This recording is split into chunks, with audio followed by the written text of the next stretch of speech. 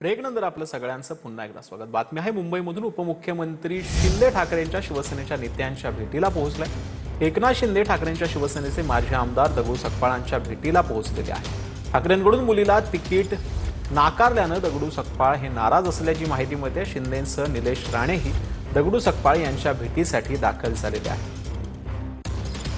तर आपले प्रतिनिधी कौस्तुभ खातू हे आपल्या सोबत जे आहेत ते लाईव्ह जोडले गेलेले आहेत। कौस्तुभ, खरं म्हणजे आपल्याला माहिती आहे की एकनाथ शिंदे हे नेहमी उद्धव ठाकरेंचे जे नेते आहेत त्यांना आपल्याकडे करण्याचा प्रयत्न करत असतात आणि त्यातच आता निवडणुकांच्या प्रचाराची रणधुमाळी जी आहे ती मुंबईमध्ये सध्या सुरू आहे आणि त्याच दरम्यान ठाकरे गटामधील एका नाराज माजी आमदाराच्या घरी सध्या एकनाथ शिंदे दाखल झालेले आहेत। काय अधिक अपडेट?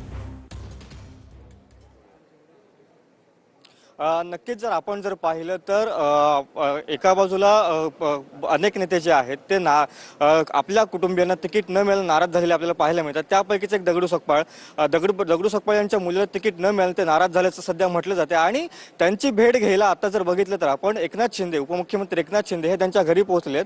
आता आपण जर बघितलं तर एकनाथ शिंदे यांच्यासोबत नेते निलेश राणे देखील त्यांच्यासोबत आहेत।